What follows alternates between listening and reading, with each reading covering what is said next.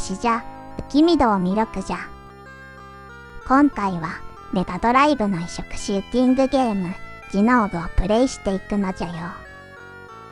例によって、スーパープレイでも攻略プレイでもないので、まあゆるりとお付き合いいただければ重々じゃ。ネタバレもありなので、未プレイの人はそのつもりでな。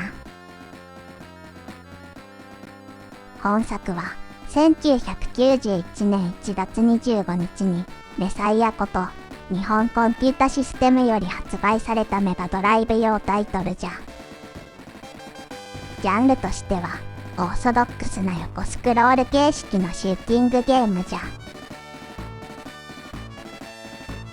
ストーリーは、科学の発展とともに、人間たちがその力と悪逆な野心を増大させていた中世と近世の間が舞台じゃ。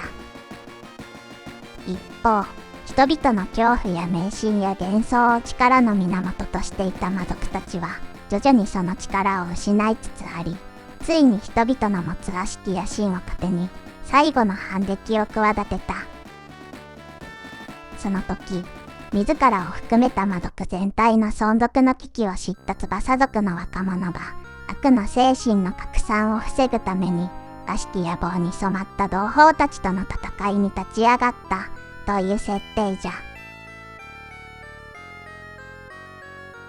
なんとなく設定自体もダークファンタジーな感じじゃが、なんといっても本作はそのビジュアルインパクトが凄まじい。もはや芸術的な域にまで達したデザイン及びそのドット絵は、個性的なオリジナルシューティングが多いメガドライブの中でも、まさに異彩を放つ存在じゃ。百聞は一見にしかずなので、早速プレイしていくのじゃよ。ステージ1は洞窟じゃ。操作方法じゃが、ノーマルショットと魔法攻撃の2種類じゃ。ノーマルショットは、アイテムを取ることで3パターンに変化するほか、赤のジェムを取ることで攻撃力が、青のジェムを取ることで攻撃範囲が、それぞれ最大5段階まで強化される。背景の多重スクロールだけでなく、ライン単位での縦の分割スクロールを使って洞窟の揺れを表現するなど、技術的にもかなり高度なことをやっているのじゃよ。羽はスピードアップじゃな。残機が減ると、パワーアップやスピードが1段階だけ下がってしまう。あとは、特殊攻撃として魔法攻撃があるのじゃ。8種類の巻物を取ることで使えるようになり、最大3つまでストックできる。同じ巻物をストックしていると、発動した時に最大3段階まで強化される。ただ、あまり選んで使っている暇はないので、使える時に使っていくのが良いと思うのじゃ。重厚かつ勇壮な音楽で最初から盛り上げてくれるのじゃ。しかし、このゲーム、ステージ1から割と攻撃が容赦ないんじゃよな。ステージ1の中ボス、地主じゃ。ステージ1の中ボスが出してくる弾の量じゃないと思うんじゃよな。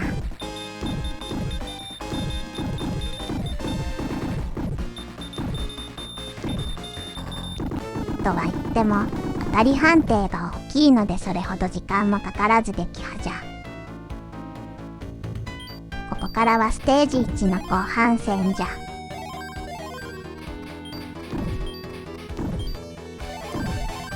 このエリアは上から突然現れる雲に注意じゃ。初見だとほぼ確実にやられるのじゃよ。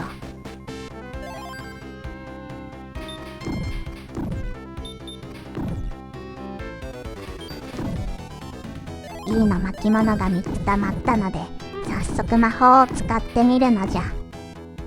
これはエナジーボールじゃ。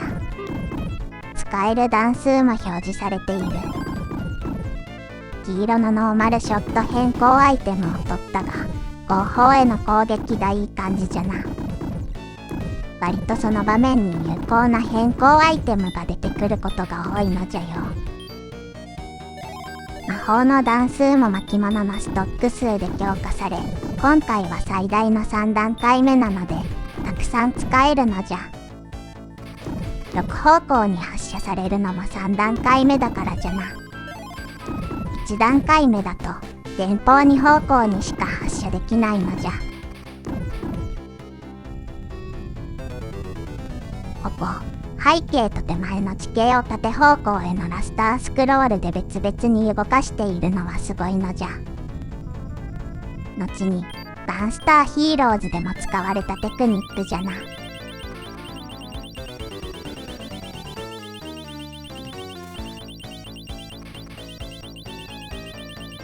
やられると巻物も全て失い、魔法の残弾もゼロになるので、出し惜しみせずに使っていくのが正解なんじゃよ。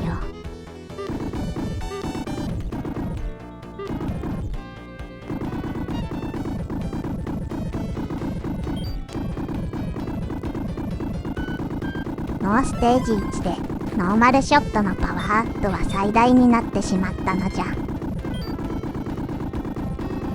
それにしても激しいな。やっとステージ1のボスじゃ。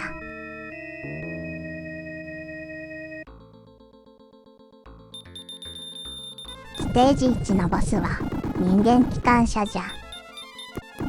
人間の科学と悪意、そして魔物の合成という感じじゃな。ストーリーからもわかる通り、これが本作のビジュアルコンセプトとなっている。このステージクリアの演出は、実は PC エンジンの超兄貴でほぼそのまま使われているのじゃ。超兄貴はこのジノーグがベースになっているらしい。ステージ2は海じゃ。本作のボスキャラなど主要キャラクターのデザインを担当したのは中井聡氏。中井氏は重装騎兵バルケンのメカニックデザインなども担当しており、グラフィック全般で多彩な才能を発揮している。後にカルドセプトでは全モンスターのデザインも手掛けており、その独特の世界観はもはやアートと言ってもよい。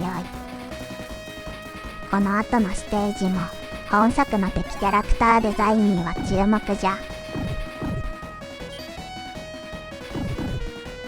この青のノーマルショットは前方に攻撃が集中するので、硬い敵やボス戦などには向いているのじゃよ。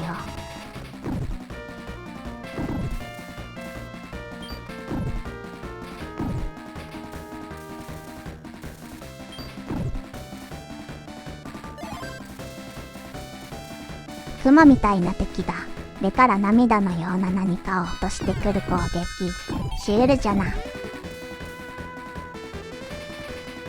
こいつ倒せないっぽいんじゃよね。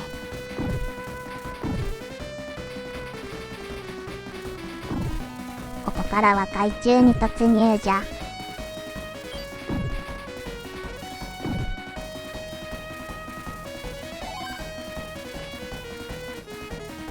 このステージ前半の BGM もかっこいいんじゃよな。ノリの良さの中にも重厚感があってわしは好きなんじゃよ。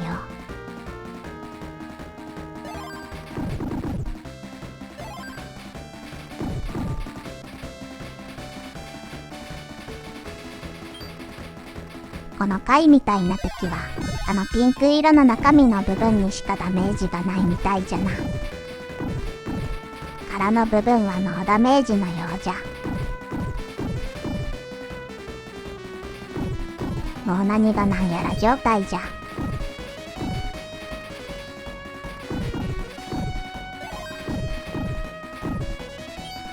倒せないままいなくなったのじゃ。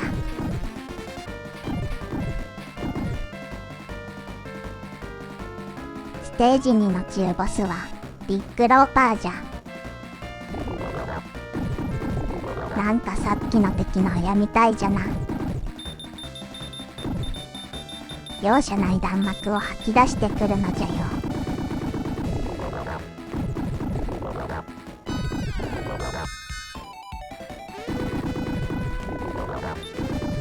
避けるだけで精一杯だったのじゃが、なんか倒せたみたいじゃな。後半は BGM も変わり、少しトーンを落とした感じが深海っぽいな。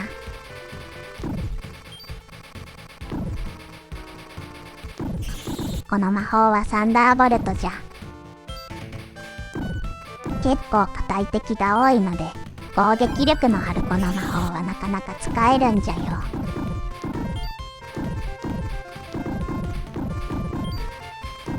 そう、この人面魚みたいなのがかなり硬いのじゃ。ちなみに正式名称は海ボブリンというらしい。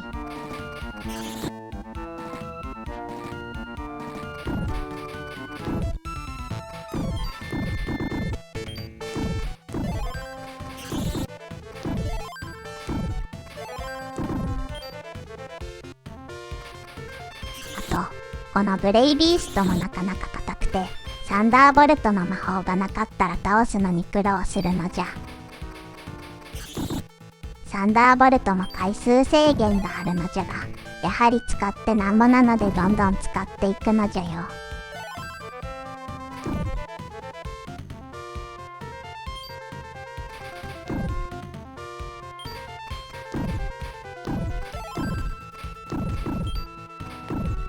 この場面も一番後ろの背景はラスタースクロールさせつつも、泡も含めた多重スクロールで結構技術的にはすごいことをやっていると思うのじゃ。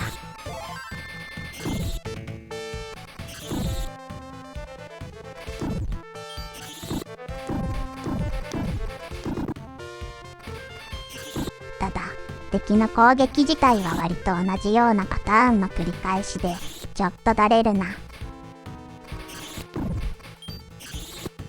この先のステージにも言えるんじゃが、全体的にステージの途中で同じような展開が長く続くので、もう少しコンパクトだとなお良かったと思うんじゃよ。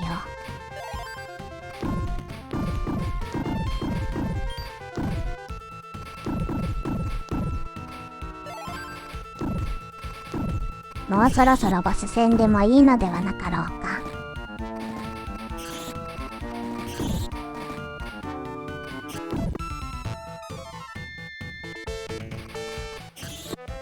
サンダーボルトの弾数もだんだん心もとなくなってきてしまったのじゃよ。今更じゃが、ちょっと調子に乗って使いすぎたかもしれないのじゃ。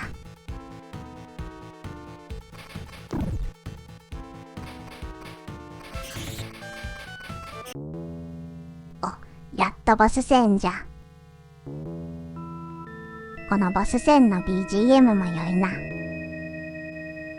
ちょっと神聖な雰囲気なのが、魔族もまた立場が違う神のような存在というのを感じさせるのじゃ。ステージ2のボスは海底船長じゃ。このボスも船と人間の融合という感じじゃな。攻撃自体は割とシンプルで、これくらいの弾よけならそれほど怖くはないのじゃ。お、倒したかな。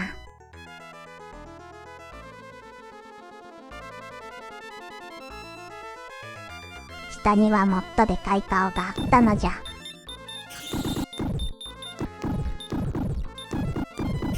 ああ、攻撃が重なってややこしくなってきたのじゃよ。やはりボス戦、楽はさせてくれないのじゃ。